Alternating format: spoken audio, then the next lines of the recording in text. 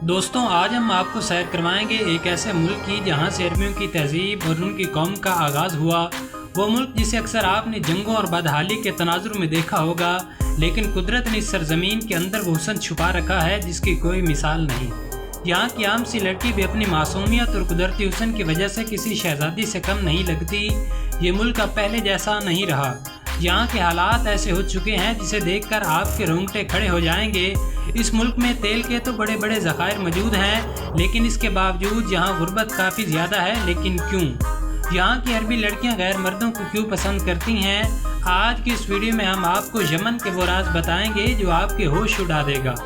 Yemen, जिसे officially तौर पर रिपब्लिक ऑफ यमन कहा जाता है, मशरिक़ वस्ता के जनूब मगरिब में वाक़ एक ऐसा मुल्क जिसकी सरहदें सऊदी अरब और ओमान से मिलती हैं। इसके साथ साथ इसका एक बहुत बड़ा हिस्सा बहरा अरब और बहरा अहमर से भी जुड़ा हुआ है। अगर हम इसकी आबादी की बात करें तो यमन की कुल आबादी तकरीबन 33 मिलियन अफराद पर मुश्तमिल है, जिसमें बहुत सी अरब नस्लें भी शामिल हैं। यही वजह है कि यहाँ की सरकारी ज़ुबान भी अरबी है। यमन दुनिया में आबादी के लिहाज से तकरीबन 50वें नंबर पर आता है। यमन का कुल रकबा तकरीबन 5,27,000 मुरब्बा किलोमीटर है। ये अरब दुनिया के बड़े बड़े मुल्कों में तो शुमार नहीं होता, लेकिन अपनी जुग्राफियाई खूबसूरती की बदौलत हमेशा तवज्जो का मरकज़ रहा है। यमन का दारुल हुकूमत सना है। ये न सिर्फ मुल्क का सियासी मरकज़ है बल्कि यमन का तारीखी और सकाफती शहर भी समझा जाता है। सना दुनिया के कदीम तरीन शहरों में से एक है, जहाँ सदियों पुरानी इमारतें, रिवायती फ़न तामीर और इस्लामी तहजीब की झलक आज भी दिखाई देती है।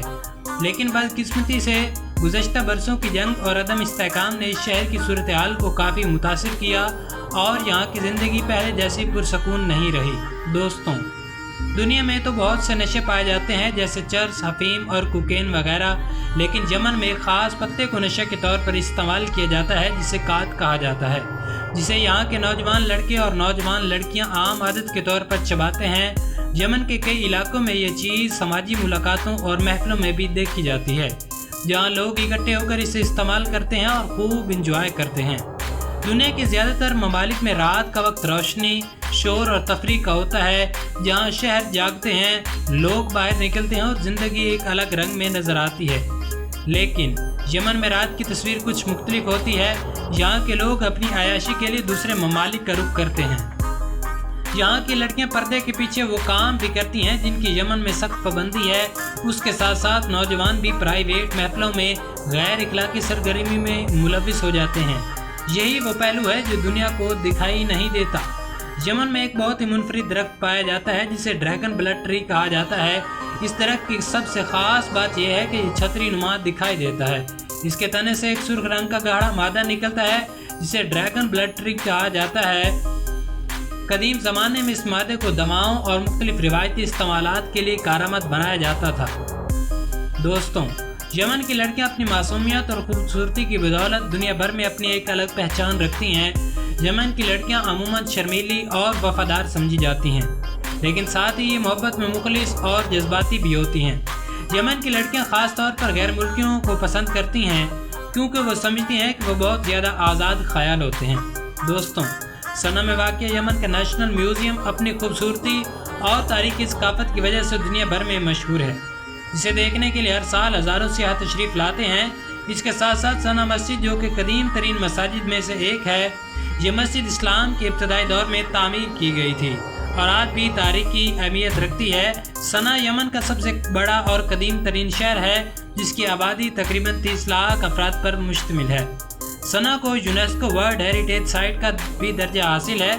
ये एक कदीम तारीख़ी शहर है जिसकी तारीख हज़ारों साल पुरानी है। सना सिर्फ एक शहर नहीं बल्कि यमन की तारीख और शनाख्त का दिल भी है। दोस्तों, अगर यमन के मैरिज कल्चर की बात करें तो बाकी तमाम अरब ममालिक की निस्बत यहाँ शादियाँ रिवायती अंदाज में की जाती हैं। यहाँ दूल्हा सेहरा नहीं बल्कि खंजर सजाता है। यहाँ दूल्हा अपने दोस्तों के साथ रिवायती रक्स करता है जिसे अलबरा कहते हैं। इस रक्स में लहराते हुए खंजर और हवाई फायरिंग एक अलग ही समा पैदा कर देते हैं। शादी के मौके पर यहाँ की लड़कियाँ आम मेहंदी नहीं बल्कि नक्श मेहंदी लगाती हैं, जिसके डिज़ाइन इतने बारीक होते हैं कि लगता है जैसे हाथों पर कोई जुदाई नक्शा बना दिया गया हो। यमनी दूल्हे अपने सर पर चांदी और कीमती पत्थरों का वो ताज सजाती हैं जो वज़न के एतबार से काफ़ी भारी होता है। दोस्तों, کیا آپ جانتے ہیں کہ پورا عرب جس مندی کا دیوانہ ہے اس کا اصل گھر یمن ہے؟ جی ہاں، یمن کی نیشنل ڈش سلطہ ہے۔ یہ پتھر کے برتن میں پکایا جانے والا وہ شاہکار ہے جو گوشت اور سبزیوں کے ساتھ پکایا جاتا ہے۔ اس کا ذائقہ بہت دلچسپ اور مزیدار ہوتا ہے اور اس کی خوشبو ہرانے والے سیاح کو اپنی طرف کھینچ لیتی ہے۔ دوستوں، اگر ہم یمن کے ویزا کی بات کریں تو یمن نے پاکستانیوں کے لیے ای ویزا کی سہولت فراہم کر دی ہے۔ آپ گھر بیٹھ کر آن لائن ویزا اپلائی کر سکتے ہیں اور یمن کی ٹکٹ بآسانی حاصل کر سکتے ہیں۔ تو دوستوں، یہ تھی یمن کے اوپر ایک چھوٹی سی لیکن لاجواب ڈاکومنٹری۔ آپ کو کیسی لگی؟ کمنٹ باکس میں اپنی رائے کا اظہار ضرور کیجیے گا۔ ملتے ہیں ایک نئی اور دلچسپ داستان کے ساتھ، تب تک کے لیے اپنا خیال رکھیے۔ اللہ حافظ۔